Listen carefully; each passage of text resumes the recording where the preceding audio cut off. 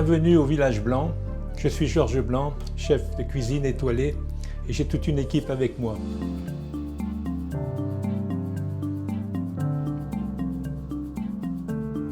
Mais nous sommes au cœur de la Bresse.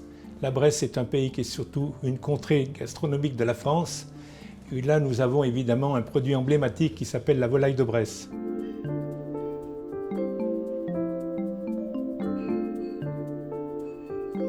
La volaille de Bresse, il y a des tas de recettes pour la préparer.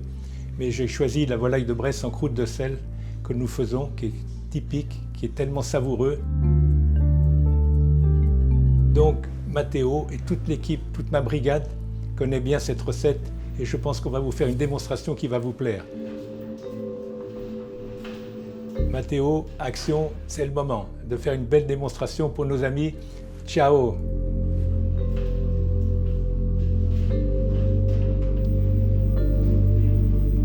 Ciao a tutti, sono Matteo Rossato e sono lo chef di questo ristorante. Siamo a Vonnà, all'interno delle cucine di Georges Blanc, un ristorante a 3 stelle a Guide Michelin da 40 anni, 43 per la precisione. E oggi, grazie a Italia Squisita, siamo qui a proporre uno dei piatti emblematici di Monsieur Blanc, ovvero la volaille en croûte de sel, quindi questo pollo in crosta di sale.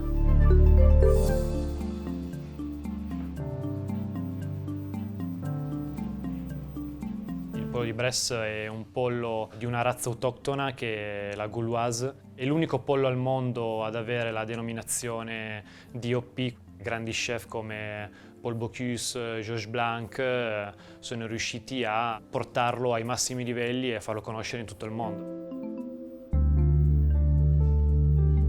Quello che rende speciale questa pollastra e questo pollo in generale sono principalmente questo grasso sottopelle molto presente, le carni molto bianche, molto grasse ovviamente, quindi a differenza dai nostri polli italiani o comunque che siamo abituati a mangiare normalmente, ha questa scioglievolezza, no? Quindi queste carni molto tenere che a differenza di un pollo normale non si è abituati a trovare in bocca, ecco.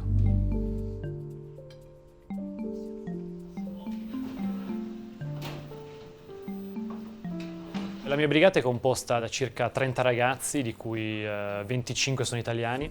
Con me oggi ci saranno Andrea e Alessandro. Andrea è responsabile delle viande, quindi le carni, mentre Alessandro è responsabile delle salse, si occuperà di preparare appunto questa salsa che andrà a accompagnare il nostro pollo, ovvero una salsa al vin jaune.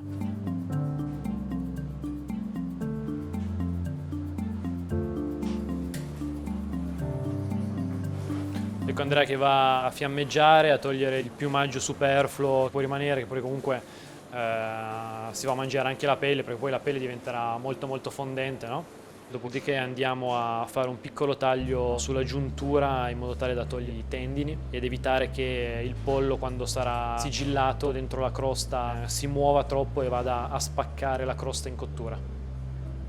Andiamo a questo punto a tagliare verso la zona del collo in modo tale da togliere la testa. Possiamo già vedere tutto il grasso sottocutaneo che esce già fuori, già soprattutto dalla parte della testa, quindi questo grasso molto giallo. E senza l'utilizzo di battiossa, spaccaossa, niente di tutto questo, andiamo semplicemente seguendo l'anatomia del pollo a togliere la testa, la parte finale delle zampe e dopodiché passiamo a eviscerarlo, quindi partendo dal fegato, ai polmoni, ai rognoni, tutto quanto. Vediamo già comunque il grasso che viene fuori, è tutto grasso buono, tutto grasso che noi usiamo al ristorante, perché comunque lo facciamo fondere e lo usiamo come insaporitore all'interno delle salse, come ad esempio la salsa al vin jaune che faremo più tardi.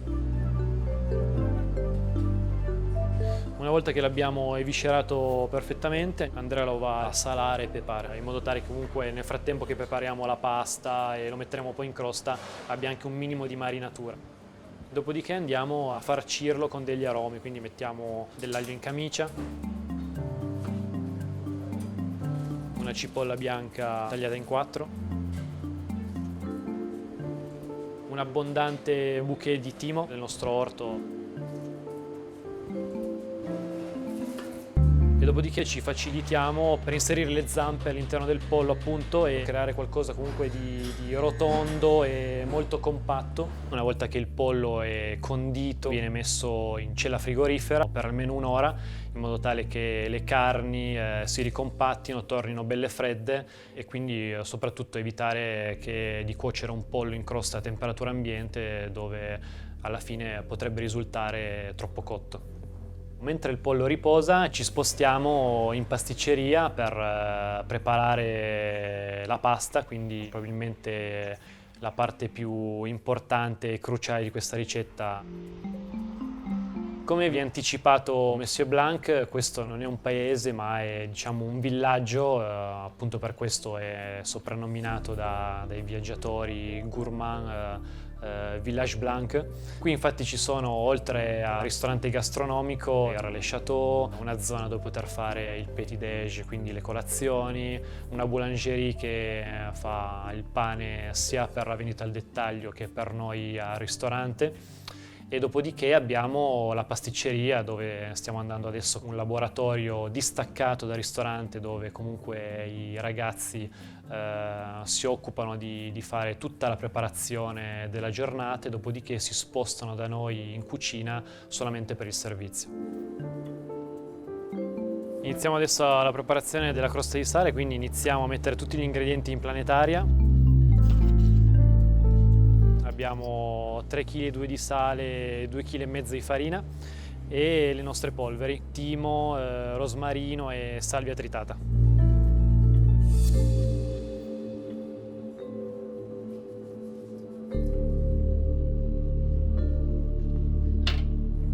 Iniziamo a far partire l'impastatrice a una velocità abbastanza bassa e a inserire i tuorli in vari step.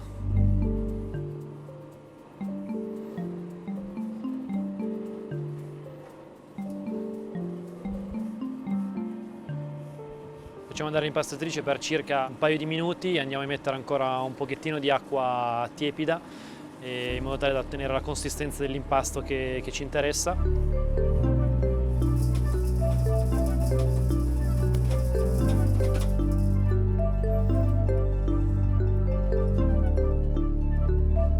Dobbiamo ottenere un impasto non troppo duro e non troppo morbido per evitare che poi in cottura si apra.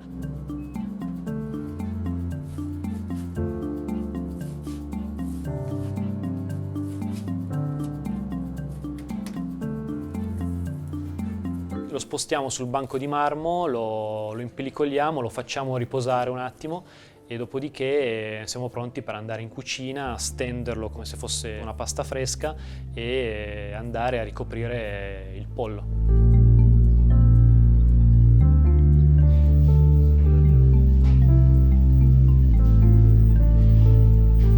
Siamo tornati in cucina e adesso andiamo a spellicolare la pasta che nel frattempo ha riposato in frigorifero e si è rappresa leggermente, quindi è diventata leggermente un po' più dura. Andiamo a dividerla a metà.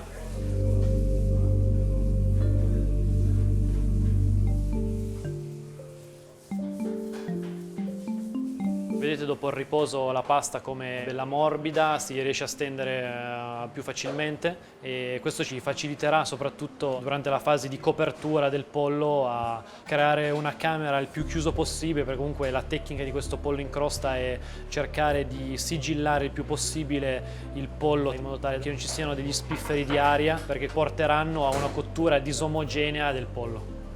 Dopodiché Andrea, vediamo, ha steso la pasta di uno spessore di circa 2 cm, abbastanza spessa, e la va a rotolare sul mattarello e andiamo a dare la prima forma, diciamo la base, a prendere le dimensioni della teglia dove poi andrà adagiato il pollo. Potete vedere comunque come la pasta rimane abbastanza umida e malleabile e soprattutto non ha buchi, non ha crepe, e questo è fondamentale per questa preparazione, soprattutto per l'inizio.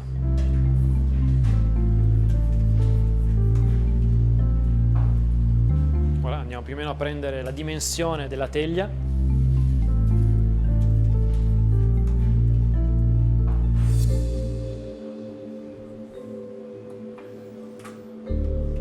Una volta che il nostro pollo quindi ha ben riposato, di nuovo ben ricompattato, di nuovo bello freddo, lo andiamo a posizionare al centro della pasta che abbiamo appena steso e Andrea andrà a mettere sotto il pollo delle piccole alzatine che serviranno da un punto di vista estetico, quindi a tenere il pollo un po' più alzato e poi soprattutto per evitare che durante la fase di cottura si afflosci e vada a rischiare di rompere le parti laterali della crosta di sale.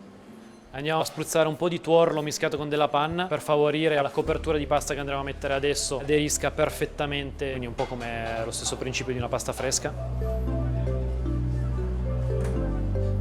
E poi andremo a coprirlo cercando di eliminare il più possibile l'aria tra il pollo e la pasta. Questa è una parte fondamentale per la buona riuscita di questa ricetta. E voilà. Vedete, Andrea va con le dita a tappare con altri pezzettini di pasta alcuni piccoli buchi che ci possono essere all'interno della pasta, quindi con delle piccole toppe, no? Dopodiché con le mani andrà a far aderire il più possibile la pasta al pollo. Vedete come avendo messo in maniera corretta la pasta vediamo perfettamente la sagoma del pollo, quindi questo vuol dire che all'interno c'è pochissima aria e quindi la cottura sarà omogenea e si formerà questa camera, questo sottovuoto praticamente naturale che permetterà al pollo che si cuoce in maniera omogenea dappertutto. Adesso Andrea con un coltello andrà a definire la crosta, a togliere tutte quante le sbavature.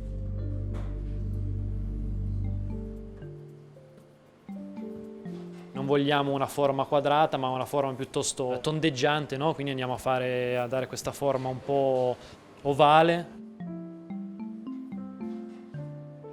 Una volta che abbiamo dato la forma alla nostra crosta di sale, andiamo con il primo decoro, quindi andiamo a creare queste onde, aiutandoci con la punta del coltello.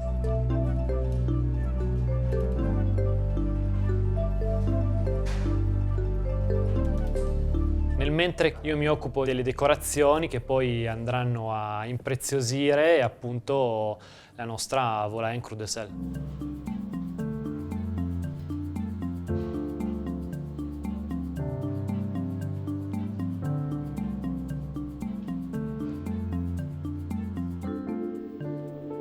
Usiamo principalmente queste due forme che sono una foglia e questa ruota. Di ruota ne facciamo solamente due perché le metteremo solamente alle due estremità del pollo, mentre invece per quanto riguarda le foglie andranno a ricoprire interamente quasi tutta la superficie della crosta.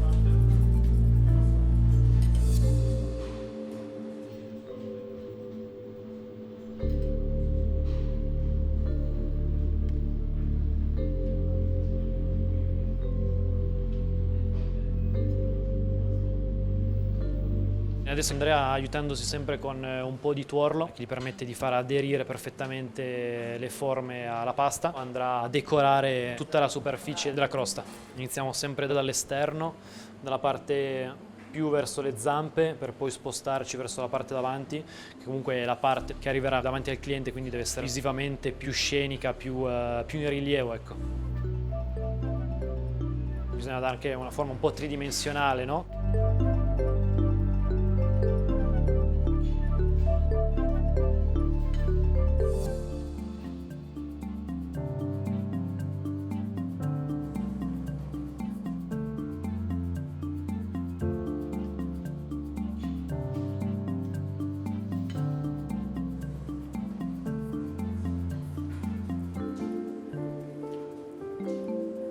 Una volta che abbiamo decorato tutto il nostro pollo in crosta, l'ultimo passaggio prima di andare in cottura è appunto la lucidatura, ok? Quindi Andrea con un classico spruzzino con all'interno del tuorlo della panna si occupa di lucidare completamente in maniera molto abbondante il nostro pollo. Come potete vedere la quantità di tuorlo e panna che andiamo a spruzzare è veramente molto abbondante, perché comunque deve veramente impregnarsi, entrare all'interno della crosta, all'interno della pasta, e poi soprattutto con un pennello andare a togliere un po' gli eccessi dove magari sono formati uno spessore troppo importante di uovo. Prima di andare in cottura è molto importante farlo riposare in frigo in modo tale che il tuorlo si compatti e si asciughi alla pasta. Adesso è l'ora di andare in forno a 170 gradi per circa 2 ore, dipende sempre anche un po' dalla grandezza del pollo. Questo era un pollo da circa 2 kg, quindi un'ora a chilo più o meno. Dal momento in cui il pollo è in cottura ci dedichiamo a un altro punto fondamentale di questo piatto, che è la salsa. Questa è una salsa storica della Maison Blanc, stiamo parlando della salsa al vin jaune. La base è questo burro di Bresse AOP. Burro di partenza abbondante. Dopodiché andiamo ad aggiungere gli scalogni tagliati molto molto fine.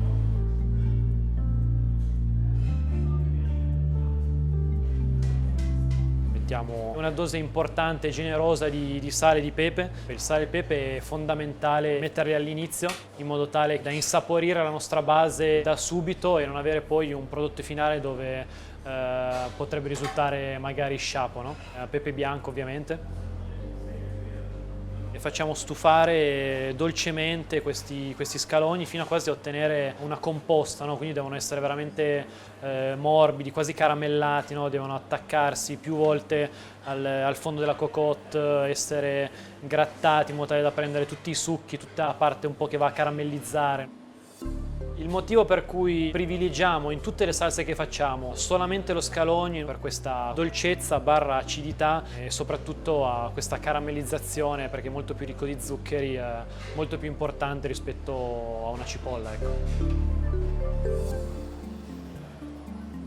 Dopo aver stufato gli scalogni siamo pronti a iniziare con le prime riduzioni, perché comunque è una salsa fatta di riduzioni di vari alcolici, quindi iniziamo con appunto il vin jaune. Il vin jaune è questo vino delle coste dello Jura, questo colore molto ambrato perché comunque ha la caratteristica di, dopo la fermentazione, viene maturato per 6 anni all'interno di botti di rovere. Una volta che abbiamo messo il vin jaune, gli facciamo prendere una leggera ebollizione. E nel momento in cui la parte alcolica sarà evaporata e il vino si è andato bene a mischiare con gli scalogni stufati, possiamo andare con del Porto, del Madeira, che comunque non vanno a coprire l'aromaticità del vino, ma a integrare la complessità, no, che alla fine è questa salsa.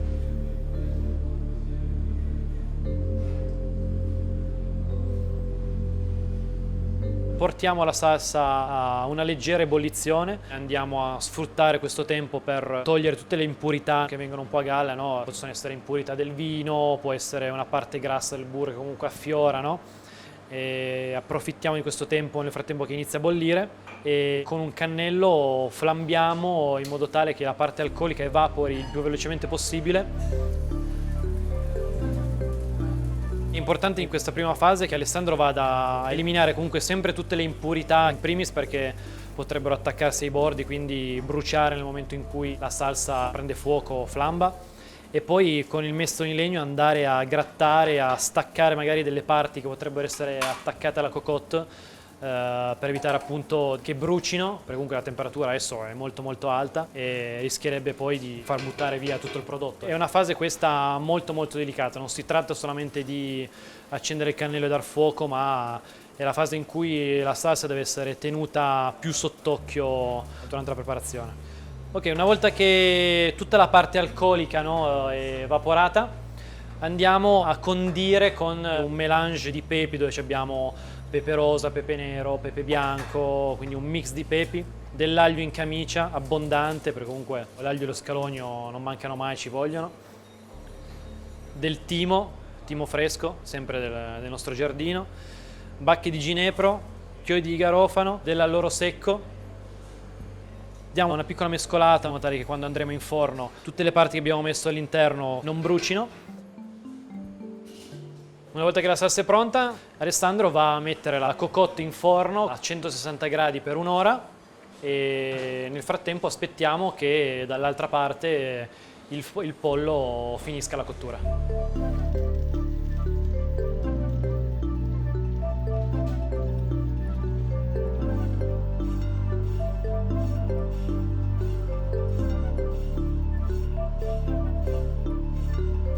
Dopo che la salsa è uscita dal forno, quindi l'abbiamo fatta raffreddare e filtrata, questa è la consistenza, quindi rimane abbastanza liquida, no? E dobbiamo andarla a insaporire perché comunque ora come ora c'è un gusto ancora abbastanza blando. Quindi tutte le parti che andremo a mettere in più all'interno sono appunto il midollo di vitello per dargli questa nota lucida, brillante, quasi a specchio, no? E poi andiamo a insaporirla dandogli una parte che vada a riprendere il pollo di breast, quindi abbiamo del grasso del pollo, quindi il grasso sottocutaneo che abbiamo fatto fondere, poi raffreddare e usare un po' come se fosse un nostro burro chiarificato, no?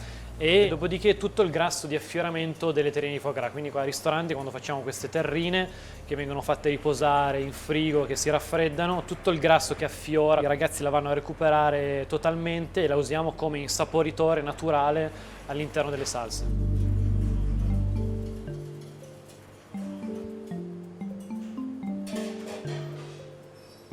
Facciamo sciogliere bene perfettamente gli ingredienti che abbiamo messo all'interno della salsa, dopodiché Alessandro andrà a filtrarla per eliminare le eventuali impurità o sedimenti che possono esserci, anche perché quello che vogliamo è una salsa comunque abbastanza liscia, no?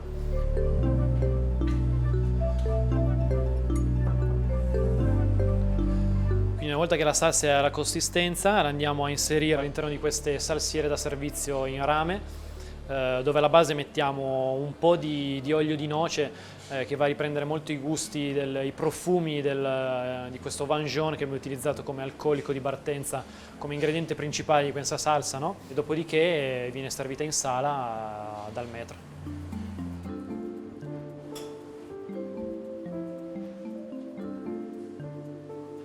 E dopo 2 ore la crosta di sale è pronta per essere sfornata.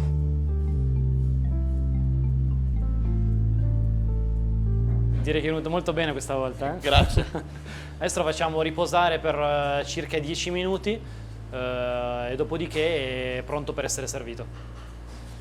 Nel frattempo andiamo a sfruttare questo tempo per comporre il piatto che poi sarà l'accompagnamento del nostro pollo, no? Quindi inizia da una crema di tamarindo cotta nel succo d'arancio, una tartelletta dove alla base abbiamo una frolla di castagne, una ratatouille di verdure e una zucca butternut glassata con tutti gli scarti della zucca e montato al burro per dare questa lucentezza alla rosa. Poi abbiamo un'albicocca farcita con della cipolla stufata, candita, che va a riprendere un po' la forma di un classico maritosto italiano, però in questo caso salato, un aglio confit, quindi un aglio cotto nel burro chiarificato, una sfogliatella di patata, anche qua che va a riprendere la classica sfogliatella napoletana, ma in questo caso in versione salata, farcita con una brunoise di verdure e tartufo nero. E per finire un cron, quindi questo tubero cotto interamente nella salsa al vin jaune, quindi poi glassato con questa salsa che abbiamo fatto prima assieme, che va a donare dolcezza e lucidità alla verdura. Ok, siamo arrivati alla finalissima di questa lunghissima preparazione.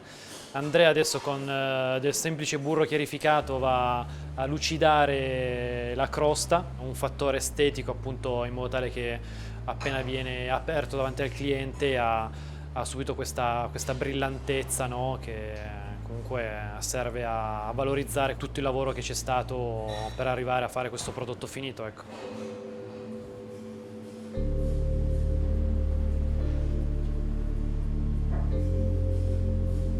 E adesso lo copriamo e siamo pronti per andare in sala.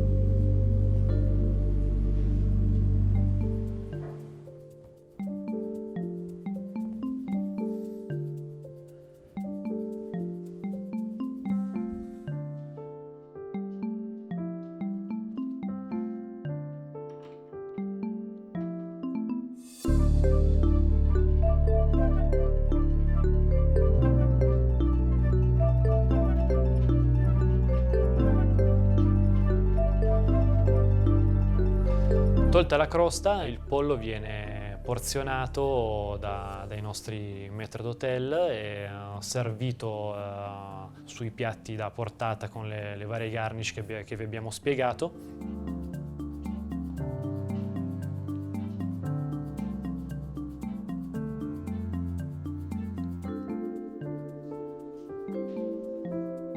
Terminano il piatto con questa colata abbondante di salsa al vin jaune in modo tale che si possa fare questa scarpetta dopo aver finito il piatto e voilà.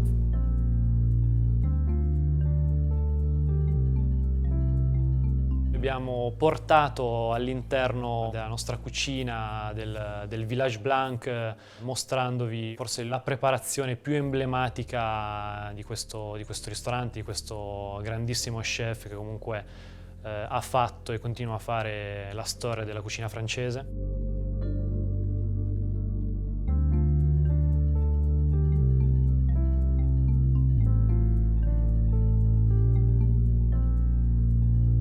Un ringraziamento speciale a Italia Squisita, a tutta la brigata di Georges Blanc, a Monsieur Blanc. Vi aspetto a Vonna e a presto, a bientôt. Ciao!